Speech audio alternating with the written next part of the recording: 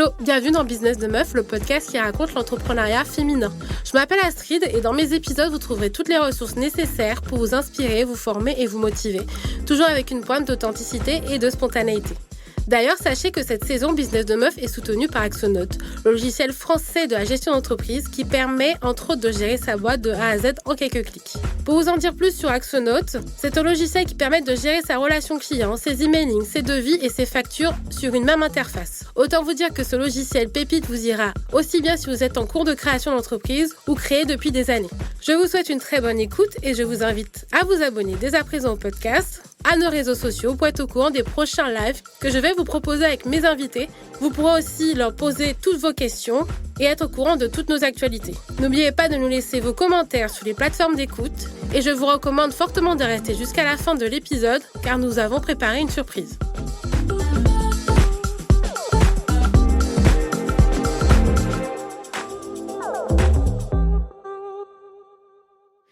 Hello les meufs, aujourd'hui je reçois Sandrine, fondatrice de Mila Rose Agency. Bonjour Sandrine. Bonjour Astrid. Merci d'être là avec nous aujourd'hui. Alors Mila Rose Agency, c'est une agence de conseil en inclusion culturelle, en brand management et en gestion de crise dans le luxe et dans l'ultra-luxe. C'est ça. Tu as bien résumé, c'est la première agence de conseil en France et en Europe spécialisée dans l'inclusion culturelle. On accompagne les grandes marques dans leur création et dans leurs produits lorsqu'elles doivent s'inspirer des cultures des autres. D'accord. Ça a énormément de sens dans des domaines comme la mode, les cosmétiques, la définition de la beauté. Et pour la mode, au cours des 10 dernières années, il y a eu de nombreuses marques qui ont subi des bad buzz sur fond d'accusations d'appropriation culturelle. Donc nous, on est là pour les accompagner, pour mettre en place un process qui va mettre en valeur l'inspiration sans tomber dans l'appropriation culturelle et le vol de la culture des autres. D'accord. Est-ce que tu peux nous présenter ton agence ? Parce que tu fais à la fois de l'inclusion culturelle, du brand management, de la gestion de crise. Est-ce que tu peux nous faire un petit topo sur ce que tu proposes en détail et à qui tu le proposes ? Alors, nous, le thème central, c'est l'inclusion culturelle. Donc, ça veut dire que tous nos services vont tourner autour de l'inclusion culturelle. Donc, tu as des cabinets conseils qui sont spécialisés dans la gestion de crise, quel que soit le domaine. Mais nous, notre action, ça va être de la gestion de crise suite à une marque qui va être accusée d'appropriation culturelle. Donc, tu as eu la marque Cézanne, il y a quelques mois, qui est partie au Mexique, qui a fait une campagne de publicité sur ses produits, qui a été accusée d'appropriation culturelle parce que elle est venue, elle a fait des photos, elle a pris en fait la culture, elle s'est servie pour s'inspirer autour de sa collection de la culture du peuple indigène, mais sans en prendre en fait, sans en maîtriser les enjeux, sans savoir quelle va être la perception de ces actes sur place, et puis sans aussi bien connaître la perception de l'autre dans son environnement. Et donc ça a créé tout un imbroglio autour de cette campagne, et elle a été accusée d'appropriation culturelle. Le gouvernement mexicain l'a pointé du doigt, elle a dû présenter ses excuses, et il y a nous toute une démarche qu'on met en place lorsque une marque ne s'est pas préparée, donc n'a pas anticipé, tombe sous le coup de l'appropriation culturelle, et nous, on est là pour apporter une réponse qui va dépasser l'offense subie et pas simplement des excuses. Donc, on est dans véritablement une stratégie de remise en question, teintée d'authenticité, de sincérité, pour aller de l'avant et toujours mettre au centre l'inspiration. Donc ça, c'est pour la gestion de crise. Pour le brand management, toujours tourné vers l'inclusion culturelle, il y a de jeunes marques qui s'inspirent, comme je le disais, je le dis tout le temps, qui s'inspirent des cultures des autres, mais pour éviter de tomber dans l'appropriation culturelle, elle doit mettre en place une stratégie portée sur l'inclusion culturelle dans le message, dans les éléments de langage, dans le fait de rendre hommage à cette culture, d'en maîtriser les enjeux, le sens, la signification, parce que les consommateurs aujourd'hui de ces produits de luxe sont des consommateurs qui ont accès qui ont un pouvoir d'achat de plus en plus important, mais qui ont aussi, qui veulent mettre en avant des valeurs qui sont attachés aux valeurs que la marque peut porter et surtout qui sont attachés à leur culture et à leur héritage. Donc moi, j'ai une amie du Cameroun, issue du Cameroun, qui avait vu le carré de soie d'Hermès, qui avait repris un tissu du Cameroun. Donc elle se posait la question, mais quelle légitimité ont-ils d'aller chercher un tissu qui vient de chez moi, en multiplier la valeur par 150, ce qui fait que moi, issue du Cameroun, je ne peux même pas avoir accès à ce tissu qui vient de chez moi. Donc il y a vraiment beaucoup d'enjeux autour de l'inspiration, autant qu'il y en a autour de la RSE, autour de l'environnement, autour des violences faites aux femmes, autour de la parité. Donc c'est un sujet très complexe et qui demande une forte remise en question. Et les marques ne sont pas toujours à l'écoute de ce schéma, en fait, à l'écoute de cette posture. La question, c'est de savoir à quel moment on passe de l'inspiration à justement l'appropriation. Parce que finalement, le rapport est assez... La limite est très très fine. Ouais, la limite est fine, merci. Je te l'accorde. La limite est fine. C'est au cas par cas. C'est compliqué. Il y a eu des cas où certaines personnes ont accusé les marques d'appropriation culturelle, mais il n'y a pas eu un effet de masse. Donc du coup, c'est retombé comme un soufflet. La limite est très fine entre inspiration et appropriation culturelle. C'est souvent... il faut étudier les situations au cas par cas. C'est la première chose. La deuxième chose, il faut surtout prendre en compte qu'il y ait une personne ou 180 millions de personnes comme en Chine, qu'il y ait une personne ou 180 millions de personnes en Chine, il faut toujours prendre en compte la mesure de l'offense. Donc, passer de l'inspiration et tomber vers l'appropriation, à mon sens, c'est lorsqu'on va s'inspirer d'une culture des autres, sans en maîtriser les enjeux, sans comprendre le sens des référentiels ethniques qu'on a utilisés, sans rendre hommage. Donc on va aller dans une population autochtone au Mexique, en Argentine, en Colombie. On va aller sur place, on va s'inspirer de leur tissu, de leurs motifs, sans, dans sa collection, indiquer d'où viennent ces motifs, quel est le sens. Est-ce que ça fait appel à une histoire heureuse, glorieuse, ou alors ça fait appel à une histoire douloureuse, avec des blessures. Donc il y a une notion de respect derrière qu'il faut mettre en avant. Et puis aller s'inspirer chez le voisin, sans parler de lui, sans lui demander la permission, sans avoir été invité, sans créer un échange et une connexion, c'est là qu'on tombe dans l'appropriation culturelle. Et ce qui est très compliqué en plus, c'est que le luxe va générer des millions et des millions d'euros. Donc ça suscite encore plus de crispation entre une population dite dominée, qui sent sa culture volée, et une population dominante qui dit « non, moi je ne fais que prendre, je fais que inspirer et je mets en valeur ». D'accord. Donc en fait, si on reprend bien ce que tu nous dis, c'est que l'inspiration, tu peux t'inspirer d'un modèle, mais pas te l'approprier en soi. En fait, il faut expliquer pourquoi tu vas choisir ce modèle, d'où il vient, et expliquer pourquoi, enfin l'histoire en fait qu'il y a. Exactement. Je vais prendre l'exemple de Marc Jacobs, qui lors d'une de ses collections, lors de ses défilés, il s'est inspiré des coiffeurs des femmes afro avec les bantounotes. Voilà, donc c'est des espèces de choux sur la tête. Et du coup, lui, il a mis ça dans le défilé et il s'est approprié donc cette coiffure. Les mannequins étaient que des mannequins caucasiennes. Ouais. Et en plus, il a redéfini le nom de cette coiffure. Ah ouais, d'accord. Alors que pour la population, pour les femmes, pour la population afro, la coiffure, les cheveux est au centre de crispation, au centre de l'idéologie sur la beauté, est au centre de l'intégration. Donc, c'est pour dire que simplement des cheveux, une coiffure, ça peut avoir un effet dévastateur. Et à la suite de cela, il y a eu d'autres aussi exemples avec des défilés avec des dreadlocks, avec des bantounotes, avec des plumes, avec plein de référentiels ethniques qui appartiennent à d'autres cultures, mais dont ils ne maîtrisent pas la signification, la portée, l'importance, et ils n'en parlent pas. Donc, ils considèrent que c'est un accessoire, ça fait beau, mais sans en parler de l'histoire, de l'origine.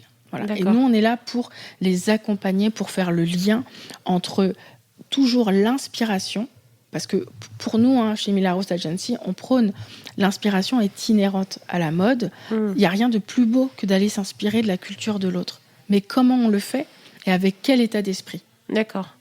Donc, vous intervenez plutôt dans le processus créatif ou quand c'est la crise totale et que tout le monde est en panique dans les services com?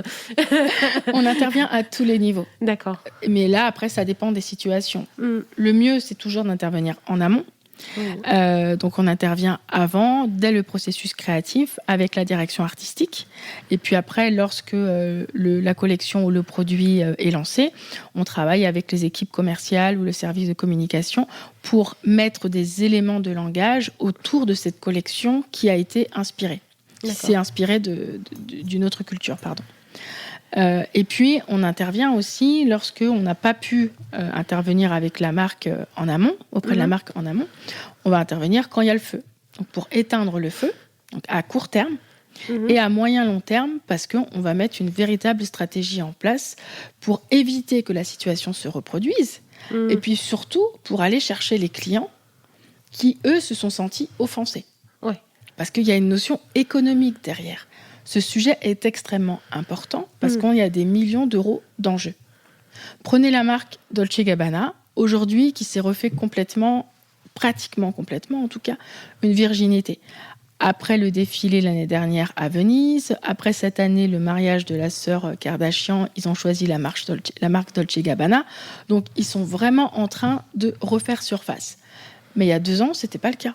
Ouais, le bad buzz de Dolce & Gabbana dans le cadre d'un défilé en Chine avec des spots publicitaires qui offensaient le peuple chinois, ça leur a coûté à peu près, on a estimé avec mon équipe, entre 300 et 400 millions d'euros. Ça leur a coûté à peu près 20% de leur chiffre d'affaires. Donc ça peut détruire une marque en fait. Ça peut détruire une marque. Peut détruire une marque, exactement. Donc ça, c'est l'exemple le plus flagrant, le plus important, parce que la contestation était énorme, mais il y a d'autres marques comme Prada, Burberry, Gucci, qui ont subi des bad buzz et qui ont aussi dû encaisser des pertes. Mais en plus, c'est toute une chaîne qui, finalement, parce que comme la fast fashion, tout ce qui est mode et tout, il s'inspire beaucoup des créations dans la haute couture. Donc finalement, ça a une répercussion. Donc s'il y a une appropriation déjà au sommet de la pyramide, on va dire entre guillemets, en fait, toute la chaîne de prod et toute la chaîne d'inspiration de la mode peut se retrouver dans ce cas de figure-là. Et pour une marque qui veut se lancer, qui s'inspire et qui lance une première saison, une première collection, en fait, ça peut être vraiment catastrophique, en fait. Exactement. Alors, nous, on a fait le choix de se concentrer sur le luxe et l'ultra-luxe parce que les bad buzz ont une portée beaucoup plus importante, parce que, il y a une espèce de mysticisme autour du luxe et c'était notre cible. Mais il y a plein d'autres marques qui ont subi des bad buzz sur fond d'ignorance historique, d'appropriation culturelle, voire même de racisme. Il faut aussi pouvoir les accompagner, tout à fait. C'est ce qui s'est passé avec H&M et la campagne. Exactement. Vous avez H&M, vous avez Mango, avec l'étoile juive, avec la chaîne au pied qui représentait des chaînes d'esclaves. H&M, le petit jeune, le singe le plus cool de la jungle. Oui. Donc là, on est en train justement de développer un département pour... Ça me fait... je me dis, j'ai pas... des fois, les gens, ils font vraiment pas attention, quoi. Mais en fait, c'est ça. C'est ça c'est ce que nous, on voit parmi nos clients. Et je voulais juste finir sur le point précédent. C'est que nous, justement, on est en train de développer une partie, un département sur cette strate de la mode, donc le haut de gamme ou alors le retail. Du coup, on est en train d'accompagner ces marques aussi qui subissent de bad buzz. Mais c'est ça, en fait. On se dit, mais est-ce que c'est tellement flagrant? On se dit, mais est-ce que c'est volontaire ou est-ce qu'ils sont complètement à côté de la plaque? Voilà. Et donc, Moi, j'ai un avis sur la question. Mais voilà. bon. Après, nous, quand on parle de la marque, on la présente, il y a des avis tranchés en disant mais c'est une fois de plus, c'est fait exprès, c'est volontaire, good buzz or bad buzz, le mieux c'est d'avoir du buzz. Ouais, mais un buzz qui coûte 400. C'est ça. Je suis un peu dubitative, mais je sais aussi que, et nous c'est la force de Mila Rose Agency, c'est que on met au centre la perception de l'autre. Quelle est la perception de l'autre au sein de ces marques ? Et c'est ça la difficulté. Parce qu'il y a un entre-soi, et c'est là où la diversité et l'inclusion a toute sa place, c'est qu'on est dans un entre-soi et qui manque d'ouverture, il n'y a pas d'accessibilité aux personnes différentes, que ça soit ethniquement, que ça soit socialement, que ça soit au niveau de l'expérience, que ça soit culturellement, dans le top et dans le middle management, ce qui fait que les prises de décision restent toujours avec des œillères, restent limitées. Et ça contribue, à mon sens, à des maladresses. D'accord. Donc, c'est pas toujours volontaire, mais pour moi, ça contribue à des maladresses. Mais en fait, ce qui veut dire que dans tous les cas, là où Mila Rose Agency aussi apporte sa plus-value, son regard extérieur aussi, c'est sur la création, c'est sur l'inclusion aussi au sein des services, au sein des entreprises. Alors, il y a beaucoup de cabinets conseils spécialisés dans la diversité et l'inclusion qui travaillent avec le service des ressources humaines. D'accord. Nous, on a fait le choix de proposer une stratégie en complément. D'accord. Qui se base uniquement sur l'inclusion culturelle. Parce que vous pouvez aussi avoir des gens issus de la diversité, mais qui ne connaissent pas leur culture, qui ne connaissent pas leur origine, qui n'ont pas d'attachement, qui ne connaissent pas la culture des autres, qui n'ont pas cette appétence pour l'autre et dont la perception est erronée. D'accord, donc ça ne veut pas dire que quelqu'un est typé, que forcément il va savoir exactement. Tout ce qui va, oui. Tout à fait. Donc nous, on va beaucoup plus loin pour mettre en place un système qui va permettre à chaque département d'être tourné vers l'autre. Donc après, je ne peux pas aller plus loin parce qu'il y a le secret industriel et il faut que les clients viennent vers nous. On en discutera plus en détail. Mais en tout cas, on a mis en place un système qui fait que chaque département pourra avoir des espèces des garde-fous pour éviter de tomber dans les bad buzz ou en tout cas pour mettre en avant l'inspiration et pas tomber dans l'appropriation culturelle. Donc, en gros, vous avez pris le parti pris de ne pas gérer la partie inclusion au sein des services, ce qui inclut la parité homme-femme, d'accord, l'handicap et la diversité au sein des services. Oui. D'accord. Donc, c'est pas du tout une action que vous travaillez avec des services dans cette logique-là, mais uniquement pour la partie culturelle et la partie collection. C'est ça. En fait, les services RH travaillent avec des cabinets conseils spécialisés en diversité et inclusion en interne pour construire leur équipe en interne. Nous, notre action, elle est tournée vers l'extérieur, vers le client. D'accord. Ça veut dire que les actions qui sont menées en interne, comment rayonnent-elles à l'extérieur ? Nous, on est là pour valider tout ça. D'accord. Donc, soit parce qu'on met en place une stratégie à l'intérieur basée sur l'inclusion culturelle, soit lorsque des mesures sont prises après un bad buzz, grâce à notre charte et à notre label, on va vérifier que ces mesures ont véritablement du sens. On va vérifier qu'il y a un réel engagement et que le client puisse retrouver confiance dans la marque. D'accord. Okay. Parce que tout ce qui est diversité et inclusion, ça a des effets positifs à l'intérieur, mais ça doit avoir un rayonnement aussi à l'extérieur. D'accord. Les clients, les différentes parties prenantes qui sont les fournisseurs, les prestataires. Est-ce que j'ai envie de travailler avec Dior ? Est-ce que j'ai envie de travailler avec Gucci ? Est-ce que j'ai envie de travailler avec Prada ? Est-ce que j'ai envie de consommer Dolce & Gabbana ? Donc nous, on est vraiment tourné vers l'extérieur. D'accord. J'avais une question, mais j'ai oublié. Excuse-moi, je parle beaucoup. Non, mais en fait, ça m'a fait rebondir sur quelque chose que tu as pu dire.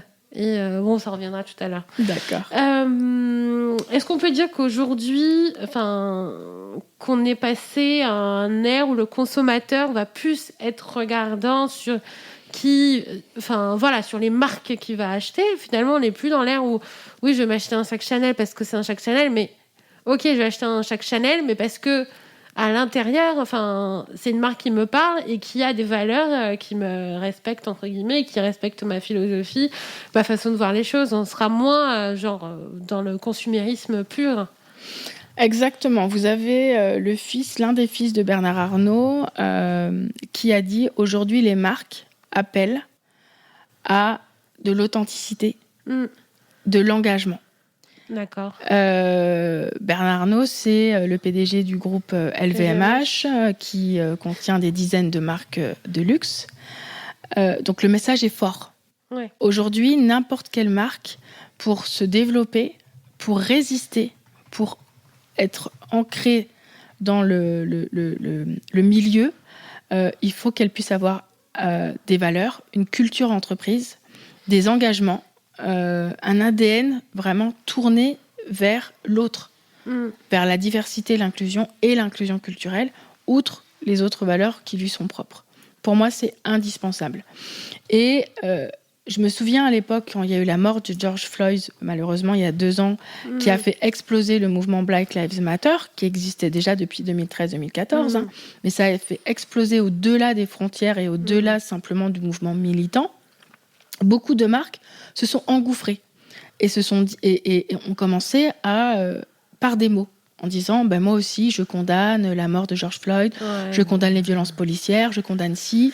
Elles ont changé leurs mots.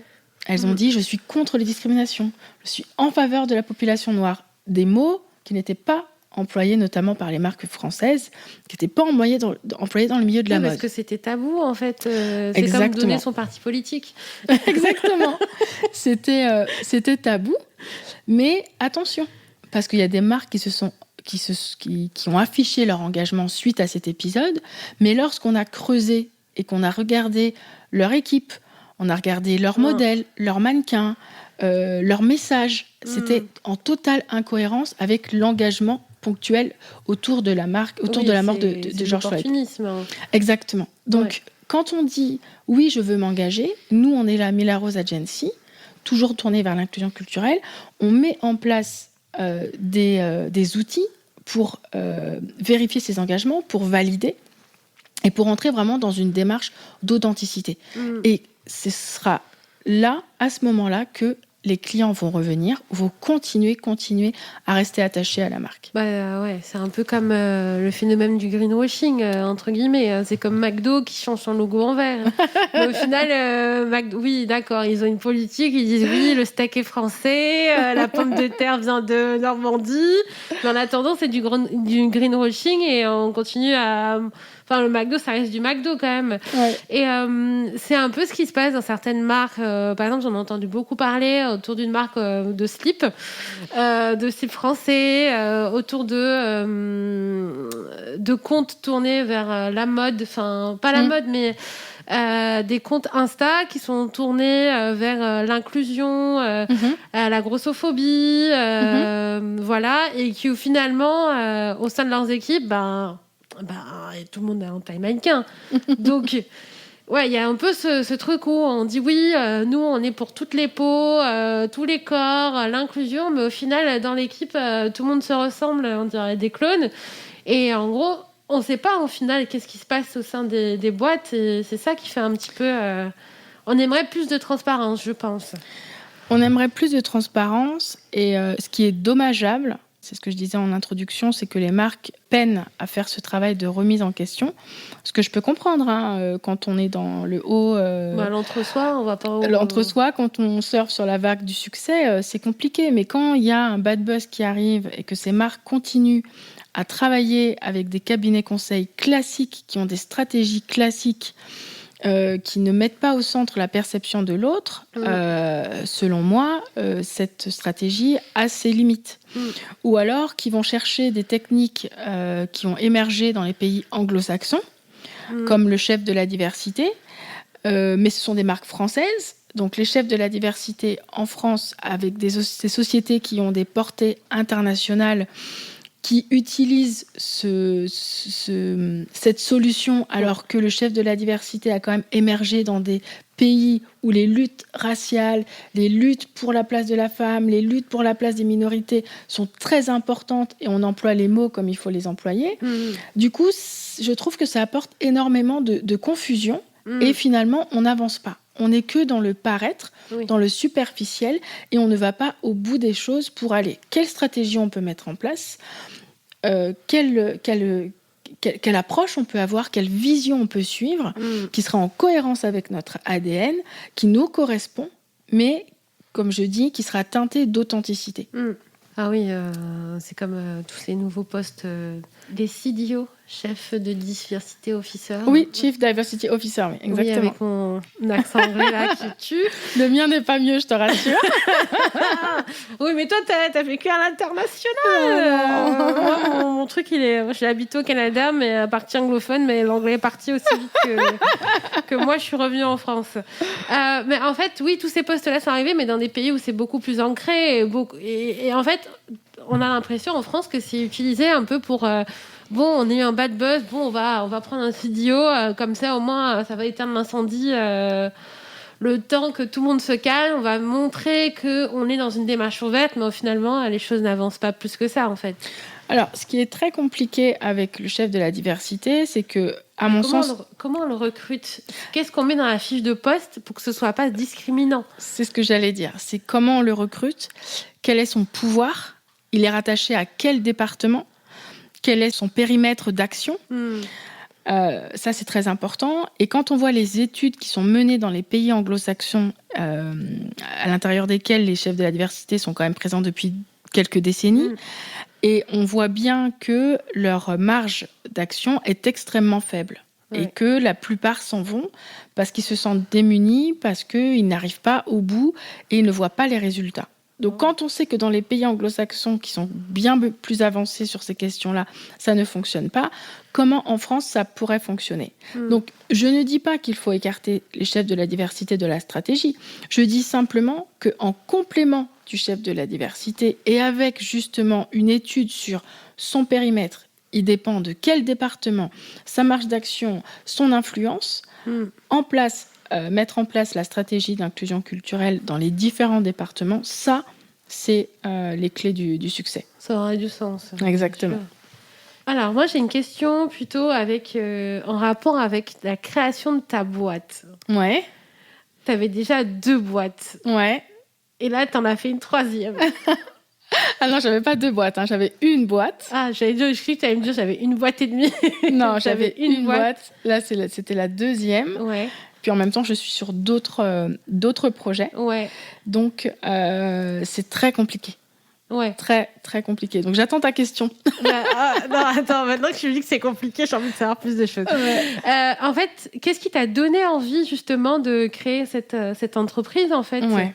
Alors, je pense que j'ai toujours été sensible à la notion de perception de l'autre. Comment l'autre me perçoit, comment je perçois l'autre. Et cette sensibilité, je la voyais émerger à travers notamment, je sais pas, toutes les affiches publicitaires, les films, les cinémas, le manque de représentativité. Et ça a toujours été, je sais pas, dans mes tripes, au fond, ça a toujours été présent.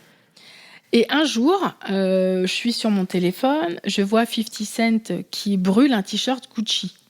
D'accord. Je me dis, c'est quand même violent comme action. J'ai l'habitude de brûler des billets, d'habitude. Que se passe-t-il ? Et en creusant, je me suis rendu compte que c'était à la suite d'un bad buzz émanant de la marque Gucci, puisqu'ils avaient créé un t-shirt dit The Blackface, en fait, que la population afro-américaine a appelé The Blackface. Donc, c'était un t-shirt qui recouvrait, qui allait jusqu'en bas du nez. Il y avait une ouverture pour la bouche, donc il y avait le modèle noir, il y avait le modèle blanc aussi, ou beige, et il y avait les lèvres rouges. D'accord. Donc à la place de tes lèvres, c'est les lèvres rouges du pull qui étaient dessinées. D'accord. Et du coup, en France, ça n'a pas eu forcément de retombées, il n'y a pas eu de soulèvement. Mais aux États-Unis, parce que l'histoire des États-Unis est différente, parce que l'histoire des minorités est différente, là, ça a eu un tollé. Et donc, je me suis dit, mais comment ça se fait que dans toutes ces boîtes qui sont bien organisées, qui sont grandes, qui existent depuis des décennies, qui brassent des millions, milliards d'euros, comment ça se fait ? Parce qu'après, je me suis renseignée. Donc, il y a eu 1 bad buzz, 2 bad buzz, 3 bad buzz, 10, 15 bad buzz. Pourquoi ça continue encore et encore ? Est-ce qu'il n'y a pas une personne qui est capable de leur dire « Mais attention, le produit que vous allez sortir va offenser une partie de la population, une partie de vos consommateurs. Attention, est-ce que ça vous intéresse de connaître la signification du pull et du nœud coulant chez Burberry, par exemple ? Est-ce que vous savez que si vous faites un petit singe noir avec des lèvres rouges comme Prada l'a fait, le singe Otto, est-ce que vous savez ce que ça peut avoir comme dégâts ? Et donc je me suis dit, en fait, il n'y a personne. Soit il n'y a personne, soit les gens qui sont à l'intérieur ne sont pas entendus. Donc moi, je vais créer cette structure, mon cabinet conseil, parce que j'étais déjà dans le conseil, pour accompagner les marques. Alors pas d'un point de vue accusateur, mais en essayant de garder la tête froide, en prenant du recul, en apportant vraiment une démarche pédagogique pour leur expliquer et leur dire, voilà, voici le constat, voici les erreurs, voici ce que je peux vous proposer comme stratégie pour obtenir de meilleurs résultats et pour rentrer dans une nouvelle démarche. Parce que nous, c'est change your vision, change your perception. Tu vois, mon anglais n'est pas mieux que le tien. Ça, c'est notre slogan. D'accord. Change your vision, change your perception. Pour vraiment mettre au centre de leur stratégie l'autre, la perception de l'autre. D'accord. Donc, éviter de grosses gaffes, quoi. Éviter de grosses gaffes et prendre la mesure que le monde change. Oui. Si on ne l'a pas compris, c'est qu'on est à côté. Les consommateurs ont changé, on n'est plus là. Les consommateurs ont changé, les types de consommateurs ont changé. On va dire que ce sont les réseaux sociaux qui ont permis aussi aux consommateurs de reprendre le pouvoir, en fait, sur... Je veux plus travailler avec telle marque. Il y a les influenceurs aussi qui n'hésitent pas à s'engager, à dire cette marque-là, je veux plus travailler avec elle. Ou même maintenant, comme tu disais que tu as vu 50 Cent, je pense que c'est sur les réseaux sociaux aussi. Oui. Donc il y a ça aussi qui change le pouvoir. En fait, le consommateur il n'est plus là juste le consommateur n'est plus là en tant que consommateur. C'est cool ça, mais le consommateur n'est plus juste là pour acheter, mais il veut aussi vraiment donner son engagement, et c'est ce que lui permet les réseaux sociaux. Et je pense que cette force-là aussi est vraiment intéressante, sachant que maintenant un bad buzz, à l'époque quand il n'y avait pas encore les réseaux sociaux, ça faisait un bad buzz. Maintenant, en 5 minutes, tu fais un tweet. C'est parti, en fait. Tu n'as plus de réputation. C'est fini. Alors, les réseaux sociaux ont exacerbé ce phénomène. Si je reprends l'exemple de Dolce & Gabbana, en 1 heure, 180 millions de tweets au sujet des spots publicitaires. Dans la foulée, le défilé annulé, tous les produits sur les plateformes dont Alibaba ont été retirés. Dolce & Gabbana. Donc c'est pour dire l'importance des réseaux sociaux. Après, il y a du bon comme du moins bon. Parce que parfois, comme je disais, il faut toujours prendre en compte l'offense. Il faut toujours prendre en compte l'offense. Mais parfois, il faut aussi prendre un petit peu de recul, analyser, voir les intentions des marques. Mais du coup, ça pousse les marques vraiment à afficher leurs intentions. Oui. Quelles sont leurs intentions ? Dans quel état d'esprit Cézanne, elle n'avait peut-être pas de mauvaises intentions, mais quel était son état d'esprit d'arriver avec et d'organiser ce photoshoot de cette façon. Donc c'est ça en fait qui est très compliqué et qui peut ternir une marque, mais à n'importe quel moment. Et les réseaux sociaux, du coup, peuvent être une force, du coup, pour dire stop. Là, on veut de l'engagement. On veut du respect, on veut être écouté, on veut être pris en compte. Et puis les réseaux sociaux aussi peuvent être une force en disant oui, moi je veux cette marque parce qu'elle est en accord avec mes valeurs, elle est engagée, ou oui, j'accepte les excuses de cette marque, je vois les actions qu'elle a menées, les mesures correctives qui ont été effectuées, grâce à Mila Rose Agency bien sûr, et je retrouve confiance en cette marque. Oui. Voilà. Bien sûr, on veut de la confiance, de la transparence. Et c'est maintenant de plus en plus dans les habitudes quand on lance des nouvelles marques, justement. Alors moi, j'ai une question par rapport au luxe. Comment on décide de s'attaquer au domaine du luxe? Moi, j'ai toujours entendu que le luxe, l'ultra-luxe, c'est un secteur qui est difficile à pénétrer, qui a des rites, des intégrations, on doit te mettre en relation avec un tel. En fait, tu rentres pas dans ce truc si t'as pas de réseau et si t'es pas initié, en fait. Donc, est-ce que c'est vrai ou est-ce que moi, je me suis fait un film entier sur le domaine du luxe? Comment on rentre dans le domaine du luxe? Alors, le luxe est exclusif. Ouais. Le luxe est mythique. Le luxe est inaccessible. Donc, c'est très difficile. Ouais. Moi, je suis pas... je suis allée chercher le luxe parce que le luxe est porteur de messages. Porteur de messages forts. C'est de la chaîne. Exactement. Bien que quand je discute avec des ethnologues, des anthropologues, avec d'autres personnes qui ont gravité autour du monde du luxe, ils considèrent que le luxe devrait être apolitique, ou le luxe devrait être au-dessus en fait de toutes ces considérations sociétales. Pour moi, pas du tout. Au contraire, le luxe et le vêtement a eu pleinement sa place dans les différents combats ou dans les différentes luttes pour l'épanouissement de la femme, pour l'émancipation de la femme, par exemple. Donc, au contraire, le luxe a vraiment fait pleinement partie de toutes ces luttes, de tous ces combats. Et du coup, j'ai choisi ce milieu pour ça, parce que le message est d'autant plus fort, tout simplement. D'accord. Après, oui, c'est compliqué, il faut avoir des connexions, il faut avoir beaucoup d'audace. Oui. Beaucoup d'audace. Et ça fait appel à ma personnalité, hein, à mes combats et à mes challenges en tant que femme entrepreneur. En plus, oui. J'allais dire, en plus, tu es une femme entrepreneur. Non, mais je me dis, c'est quand même un sacré challenge. Après, je ne doute pas que tu aies relevé le challenge. Et je pense que, tu vois, tu es quelqu'un, tu vois, tu as envie de quelque chose, tu fonces, tu vois. Et je pense que ça, c'est une très belle qualité aussi, mais je pense que ça pourrait freiner plusieurs personnes. Est-ce que tu aurais des conseils peut-être à donner à quelqu'un qui veut se lancer dans le luxe? Enfin, dans le luxe. Travailler avec des personnes dans le secteur du luxe. Alors, j'étendrai les conseils à un peu tout. Parce que moi, je suis allée dans le luxe parce que c'est le résultat de ce que je suis, de la façon dont je mène ma première boîte, hein, qui est dans un domaine complètement différent. Les conseils, c'est être audacieux, penser out of the box, viser l'excellence. D'accord. Il n'y a vraiment pas de place pour la médiocrité. Je dis pas ça dans le sens péjoratif. Hein. Oui, il faut être carré, quoi. Il faut être professionnel, rigoureux, investi, impliqué. Il faut connaître son sujet, connaître son domaine d'expertise. Il faut être convaincant. Oui. Parce que, comme je disais, le luxe est exclusif pour les mouvements en faveur de la diversité et de l'inclusion. Ça date pas d'hier. Hein.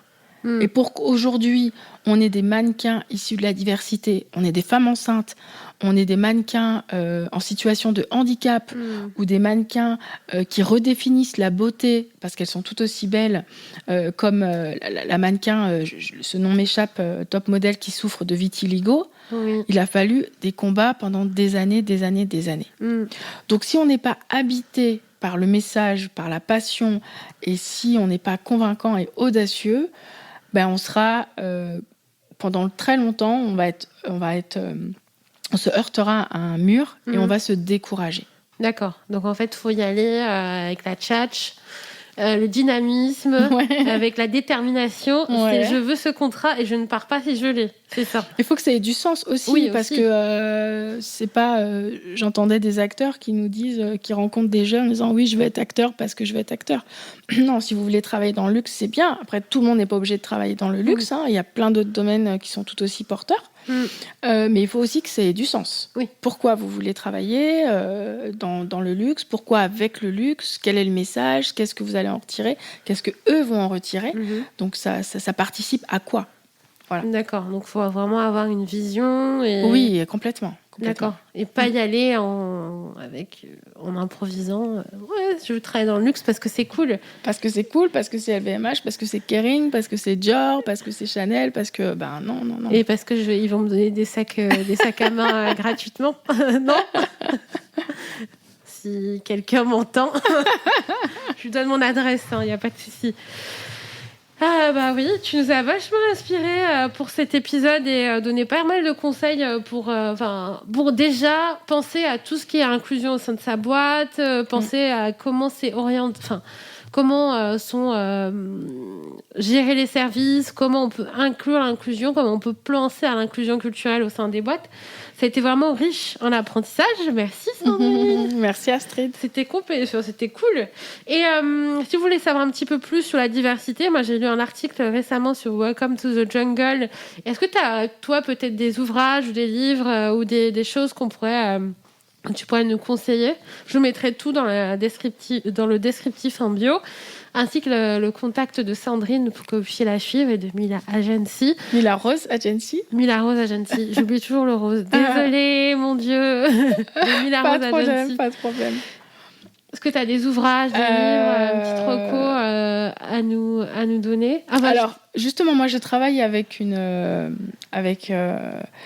jeune fille qui est à l'école du Louvre. Oui. Et on est en train de répertorier un petit peu les ouvrages autour de la question sur l'appropriation culturelle et l'inclusion culturelle. Donc, il y a des ouvrages anglo-saxons, Loretta Todd, Bell Hooks, du Canada et des États-Unis. Bell Hooks qui nous a quittés il n'y a pas très longtemps. Il y a quelques ouvrages français, mais il n'y a pas énormément. Donc nous aussi, le prochain challenge de Mila Rose Agency, c'est de pouvoir créer quelque chose pour apporter de la matière, du contenu autour de l'appropriation culturelle. Oui. Donc déjà en septembre, on va mettre en place des masterclass sur l'appropriation culturelle. Donc n'importe qui pourra s'inscrire et on pourra échanger autour de cette question. Oui. Et puis plein d'autres surprises. Donc quand je reviendrai te voir, on pourra en discuter. J'ai hâte. Restez bien connectés pour avoir toutes les infos sur Sandrine et sur Mila Rose Agency. Tiens-nous au courant sur tes actualités. Et puis merci d'avoir été là avec nous. C'était un grand plaisir.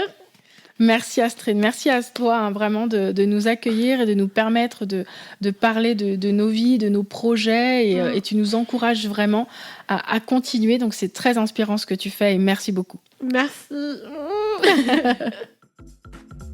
Trop cool, vous êtes restés jusqu'à la fin et j'ai envie de vous remercier de votre écoute et pour vous remercier d'être là depuis 2 saisons. Je vous offre un petit bon cadeau que vous pourrez retrouver dans la bio, dans la description du podcast. Donc voilà, c'est un petit cadeau que je vous propose avec Axonote, donc allez regarder, ça va être top. Et puis je vous donne rendez-vous très rapidement dans 2 semaines pour le prochain épisode de podcast. À bientôt, ciao les meufs.